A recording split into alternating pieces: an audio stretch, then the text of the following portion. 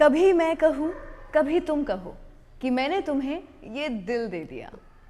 आज हमारे साथ बॉलीवुड रिवाइंड पर एक ऐसी शख्सियत हैं जिनकी धुनों ने हमारा दिल जीत लिया, जिनकी बांसुरी की सरगम पर हमने अपनी जान लुटा दी।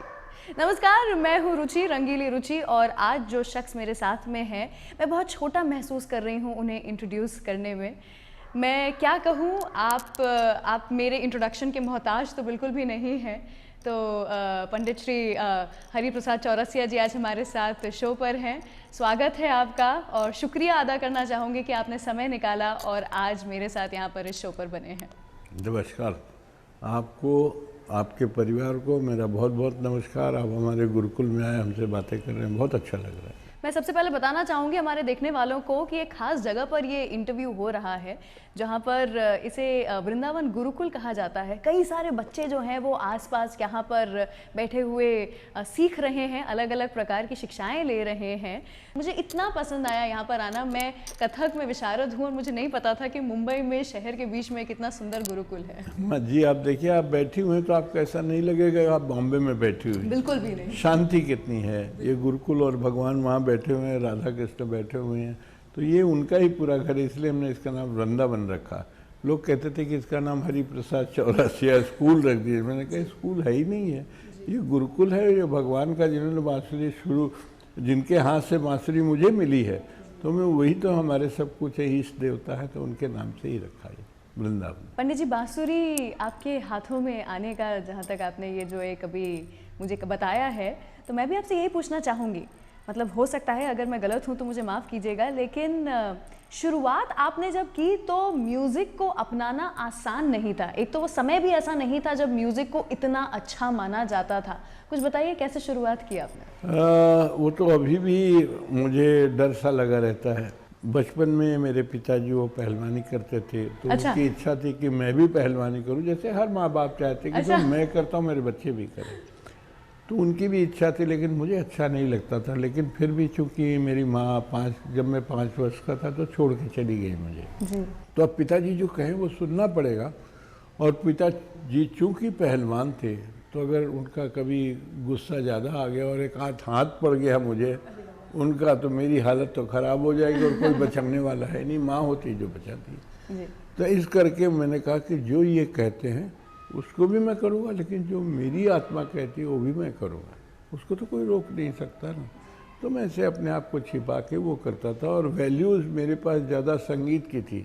ये हमारी पूजा है और इसको मैंने अपना धर्म मान लिया है। और वैसे भी लोग कहते हैं कि अगर कोई चीज़ आपका पैशन हो, आपके पैशन में प्रोफेशन मिल जाए तो फिर तो आपको सक्सेस मिलेगा। कमाल है। तब तो यही तो मैंने कहा, तो भगवान की नज़र उस पर पड़ती है, वो स्ट्रगल कर रहा है उस पर पड़ती है, तो सब सुविधाएं आती जाती भगवान के आशीर्वाद से।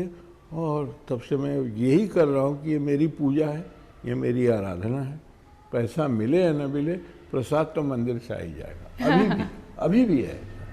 कुछ इतने मीठे मीठे गाने हैं जो बॉलीवुड को भी आपने बतौर तोहफा दिए हैं, चाहे वो सिलसिला हो या लम्हे हो या डर हो, तू मेरे सामने मैं तेरे सामने। आप इतनी छोटी हैं, अभी ये इतना सब आपको कैसे मालूम है मेरे बारे? मुझे भी संगीत में बहुत रुचि, नाम है मेरा और रुचि है मुझे संगीत में, इसीलिए नाम के हिसाब से वो हो जाती है ना कुछ।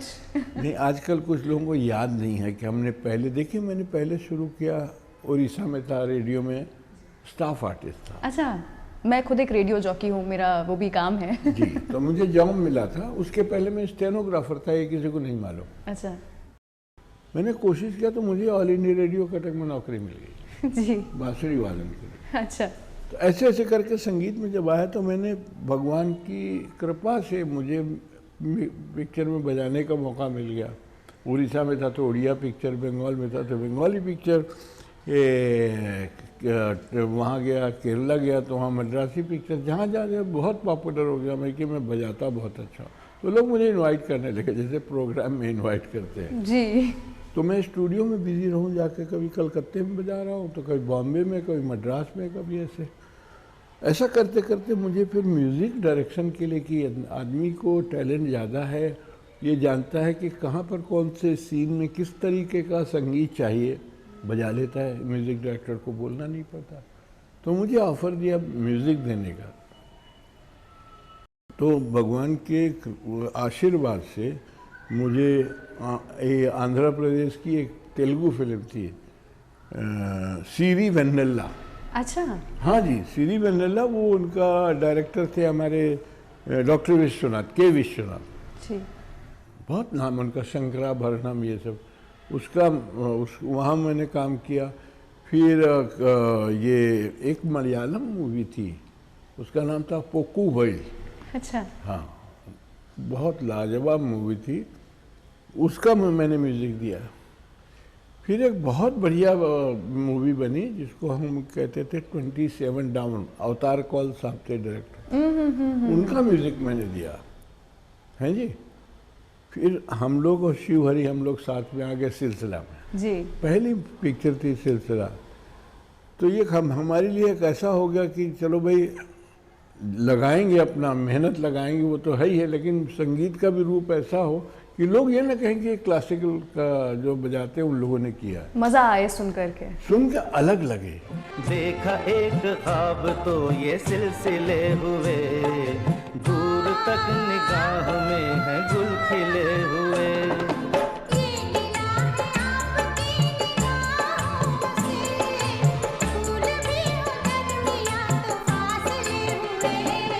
देखा एक ख्वाब तो ये सिलसिले हुए।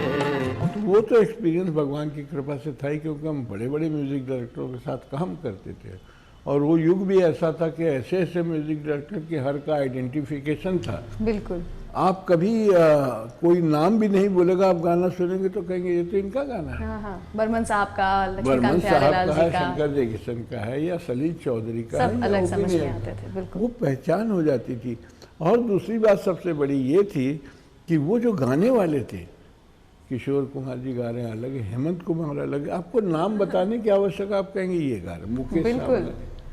अभी थोड़ा सा ऐसा हो गया कि उनको पता नहीं लगता कहाँ से क्या हो रहा है, कौन क्यों कर रहा है। सबकी एक जैसी आवाज हो गई है, मिली जुली आवाज हो गई। एक जैसा अगर चेहरा हो जाए एक परिवार में, मैं पूरे भारत में नहीं कह रहा हूँ, तो आदमी का जो एक्साइटमेंट है और जो वैल्यूज है वो खत्म हो गए। क्या यही कारण है कि आपने उसके बाद में म्यूजिक की तरफ से रुख जो है उसे बदल लिया? नहीं नहीं, बहुत कर डाला हमने। मैंने बताया 27 डाउन, सिलसिला, फासले, विजय, लम्हे, चांदनी, डर, साहिबा, परंपरा, ये हमारा व्यवसाय नहीं है, ये हमारा प्रेम था। लेकिन ये काम है म्यूजिक डायरेक्टरों का, हम तो एक कलाकार लोग हैं, है ना। वो जो म्यूजिक डायरेक्टर लोग हैं वो उसके लिए ही बने होते हैं, वो तो बेचारे प्रोग्राम तो नहीं बजाएंगे ना, कंपोज कर लेंगे, स्टूडियो में दे देंगे, आप वो काम करो, हम आपके लिए छोड़ देते हैं। हाँ, वो काम नहीं, वो हमारा हॉबी था, मैंने कर लिया। लेकिन कभी ऐसा आएगा मौका, अगर म्यूजिकल कुछ हुआ तो हम जरूर आएंगे।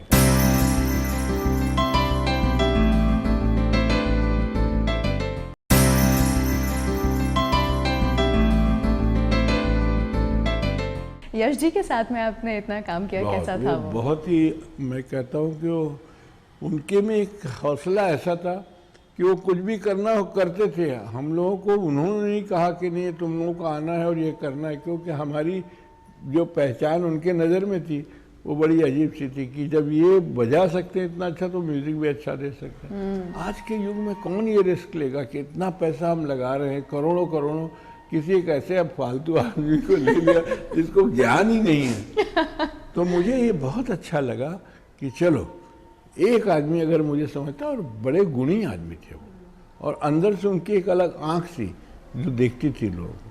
उन्होंने देखिए हमेशा रोमांटिक पिक्चरें किया, बहुत अच्छी अच्छी पिक्चरें किया, थोड़ा इधर उधर होता है, लेकिन ऐसा भी नहीं था कोई पिक्चर एकदम डूब गई, लोगों ने बहुत डिसलाइक किया, ऐसे बिल्कुल बिल्कुल, कभी भी बहुत नहीं। गुणी आदमी जी।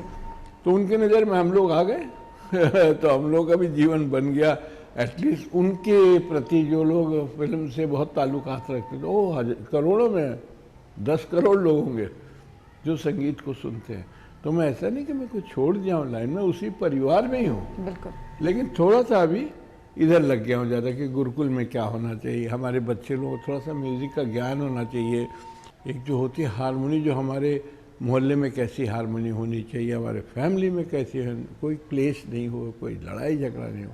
तो संगीत एकमात्र ऐसा विषय है जो बच्चों को जानना बहुत आवश्यक है। बैलेंस जो है, जो हम खो रहे हैं लाइफ का, जीवन का, वो खोना नहीं चाहिए। तो हमारे बच्चों को पहले इसकी शिक्षा देनी चाहिए कि स्वर, हारमोनी, इसको पहचानोगे तो सारी दुनिया की हारमोनी तुम्हारे हाथ में रहेगी। इतने सारे जो आप शोज़ करते हैं, सालों हो गए हैं अब तो, और आज तक भी आप मतलब पूरी दुनिया भर में एक प्रख्यात बांसुरी वादक के नाम से जाने जाते हैं, तो उसके बारे में बताइए ना कुछ। कैसा लगता है आज की तारीख तक भी कुछ फील होता है अंदर मैंने से? पहले ही आपको कहा कि मुझे ऐसा लगता है कि मेरी पूजा है। तो आदमी को पूजा करने के लिए अगर कोई बुलाए, कोई अपने घर में बुलाए या अपने मोहल्ले में बुलाए, अपने शहर में बुलाए, तो मैं बड़ा भाग्यवान समझता हूँ कि चलो उनके जो श्रोतागण हैं उनके बीच में बैठूंगा, वहाँ पूजा करूँगा, तो वो उनको भी उसका आनंद मिलेगा। तो मेरे जैसा भाग्यवान कौन होगा कि दूसरे दूसरे शहरों से, दूसरे दूसरे देशों से हमको बुलाते हैं, हमको इज्जत देते हैं, सम्मान देते हैं, खाना देते हैं, पैसे देते हैं। तो इससे बड़ी तो कोई बात नहीं है। बिल्कुल सही बात है। तो मैं अपने आप को बहुत भाग्यशाली समझता हूँ। संगीत की इतनी चर्चा है कि आज म्यूज़िक थेरेपी सिखा रहे लोगों को, जहाँ दवा काम नहीं देती, कि दवा इस आदमी को नहीं सूट कर रही है, तो हम उसको संगीत सुनाते हैं। यहाँ तक इम्पोर्टेंस दे दिया कि डॉक्टर लोगों का जो साइंस से जो विज्ञान है उसको हटा के ये कर दिया। तो हमारे बच्चों को अगर आ जाए तो बहुत आनंद आए। तो इसलिए मैं एक गुरुकुल सिस्टम किया। मैंने कहा हम यहाँ बैठेंगे, फिल्म छोड़ के, और यहाँ बैठेंगे, ये करेंगे, और फिर कभी कोई आया, कोई अच्छा म्यूजिकल पिक्चर आया, करेंगे ज़रूर।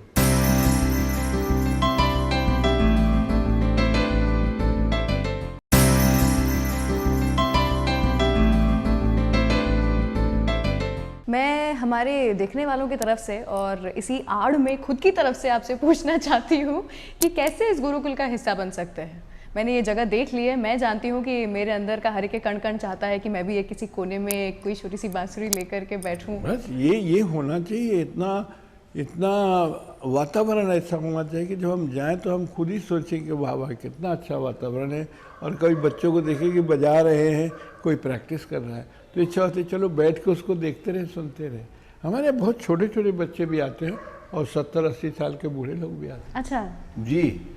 और हम किसी से कोई पैसे वैसे नहीं, गुरुकुल है ना, तो जो भी संगीत से रुचि रखता है वो यहाँ आता है, और जो उसको चाहिए उसको मिल जाता है।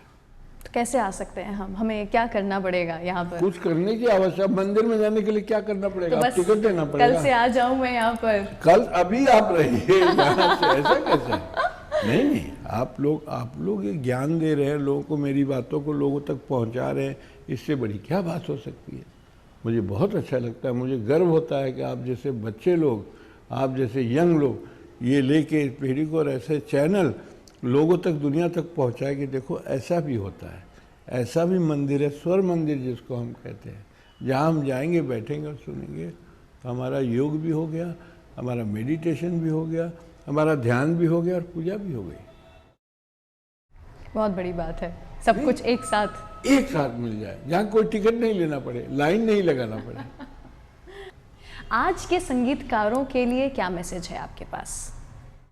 मैं अभी विद्यार्थी हूँ, मैं मैसेज देने के लायक नहीं हूँ कि मैं जैसे बुजुर्ग लोग कहते नहीं इनको ऐसा करना चाहिए, इनको ये खाना चाहिए, इनको ये पहनना चाहिए। मैं वो नहीं हूँ, मैं उन लोगों से बहुत कुछ सीखता हूँ।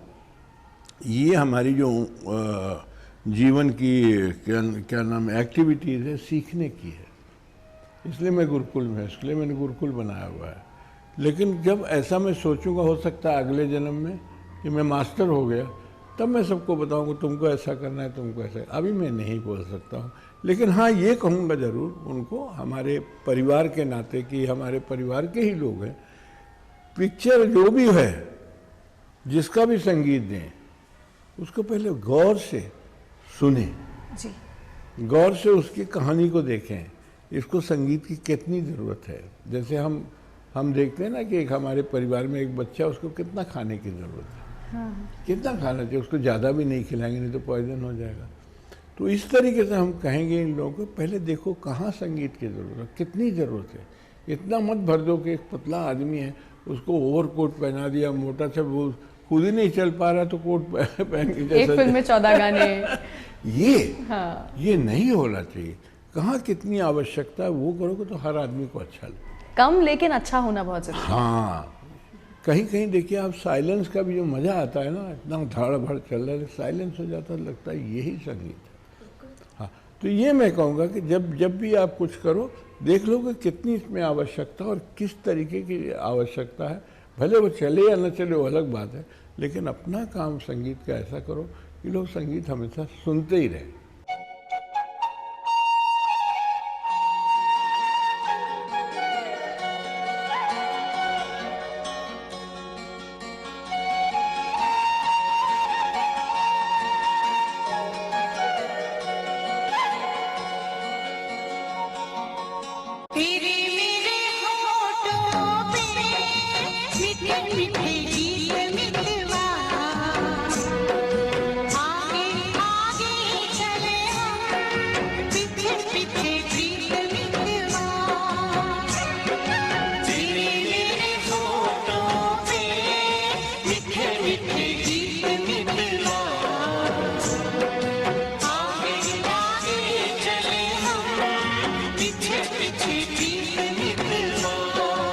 पंडित जी, एक बार फिर से मैं दिल से शुक्रिया अदा करना चाहती हूँ। मैं बहुत छोटा महसूस कर रही हूँ आपके सामने, लेकिन आपने आज मुझे अपने साथ उसी ओहदे पर बिठाया है और मेरे साथ में यूँ जो दिल की बातें की हैं, आज मतलब मुझे सेलिब्रिटी जैसा महसूस हो रहा है। नहीं, और मुझे भी इतना अच्छा लगा कि आप इस चैनल के माध्यम से आपके भी दर्शन हुए और हमारे जो श्रोतागण हैं, जो हमारे व्यूअर्स हैं, उनको भी हमारे आपके बातचीत का क्या मतलब होता है, उसका क्या वैल्यूज़ होता है, वो लोग भी, मुझे लगता है कि वो भी कुछ सीखेंगे और कुछ मेरे बताए हुए रास्तों पे चलेंगे, तो मुझे बहुत अच्छा लगेगा। अंत में मैं बस ये बताना चाहती हूँ कि पद्म भूषण, पद्म विभूषण, जितने भी बड़े बड़े अवार्ड्स हैं, उन सभी से नवाजा गया है पंडित हरिप्रसाद चौरसिया जी को। पंडित जी, कैसा लगता है आपको जब इस एक लेवल पे लोग बिठाते हैं अपने प्यार से आपको? देखिए, अवार्ड तो टंगा रहता है बेडरूम में या ड्राइंग रूम में। ये जो सबसे बड़ा अवार्ड है कि हमको दुनिया तक आप पहुंचा रहे हैं, आप इतना अच्छा काम कर रहे हैं कि हमारी संगीत कला को बढ़ावा दे रहे हैं, कलाकारों के सामने में इंटरव्यू कर रहे हैं। आजकल कहाँ किसको फुर्सत है, कहाँ किसको समय है, वो हर चाहते हैं कि कुछ ऐड हो, कुछ यहाँ ये हो, कुछ ऐसी चीज़ हो, पैसे लाए। और बहुत मैं आप लोगों का आभारी हूँ और भगवान कह रहे ये एक्टिविटीज़ आपके हमेशा हमेशा रहे कि जो हमारी कला छिपती जा रही है वो बच्चों तक पहुँचाएँ।